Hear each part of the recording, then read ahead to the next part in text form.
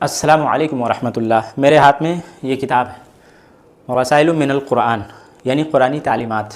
اس کتاب کی خصوصیت کیا ہے کہ بہت ہی عام فہم میں بات رکھی گئی ہے، قرآنی تعلیمات کے اوپر ہے۔ تو قرآنی تعلیمات آپ کو قرآن کی ایک ایک آیت جب پڑھیں گے، میں جب پڑھوں گا آپ سنیں گے تو دل میں بیٹھتی ہوئی چلی جائے گی۔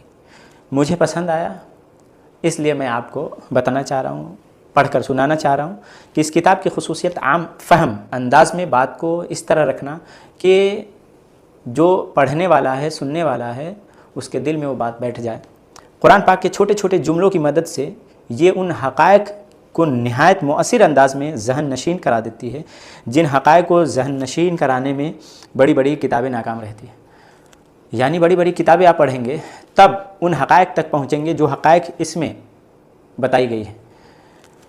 تو اس کتاب کو پڑھتے ہوئے آپ تھکیں گے نہیں، سنتے ہوئے تھکیں گے نہیں، ذہن تھکتا نہیں، بلکہ ایسا لگے گا کہ تھکا ہوا ذہن بھی اس کتاب کے چند جملے پڑھ کر سن کر تازہ دم ہو جاتا ہے اور دینی غیرت و حمیت سے سرشار ہو جاتا ہے۔ یہ کتاب تو عربی زبان میں ہے لیکن آپ کو اردو میں بتایا جائے گا۔ آپ یہ سنیں، ایک پیج ہے کہ انسان گناہ کی طرف بڑھ رہا ہوتا ہے، اچانک سامنے سے ایک جنازہ گزرتا ہوا دیکھتا ہے اور کانپ کر رہ جاتا ہے۔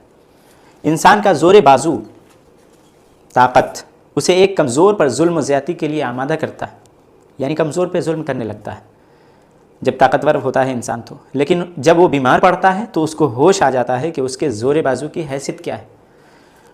انسان لوگوں پر اعتماد کے سلسلے میں حدود سے تجاوز کر جاتا ہے، لیمٹ کراس کر جاتا ہے، یہاں تک کہ اسے دھوکے اور رسوائی کا سامنا کرنا پڑتا ہے۔ تب جا کر وہ نصیحت حاصل کرتا ہے کہ انسان کو بھروسہ اللہ پہ کرنا چاہیے۔ انسان گناہ کرتا ہے اور اس گناہ سے اس کا دل تنگ ہونے لگتا ہے۔ آخرکار وہ قرآن مجید کی ایک آیت سنتا ہے اور اس کا دل نیکی اور بھلائی کی طرف بڑھنے لگتا ہے۔ انسان کسی مسئلے میں حیران و پریشان رہتا ہے کہ ایک حدیث نبوی سنتا ہے، ایک حدیث سنتا ہے اور درست راستے کی طرف نکل پڑتا ہے۔ یہ سب الہی ہدایات اور تعلیمات ہیں۔ اس کتاب کا نام رسائل من القرآن ہے، یعنی قرآنی تعلیمات۔ یہ کتاب ان تمام افراد کی نظر ہے جو اس بات پر یقین رکھتے ہیں کہ اللہ رب العزت ہمیشہ ہماری ہدایت کا سامان کرتا رہتا ہے، ہماری طرف اپنی ہدایات اور تعلیمات بھیجتا رہتا ہے اور وہ چاہتا ہے کہ ہمیں اپنے دامن رحمت میں ڈھانپ لے۔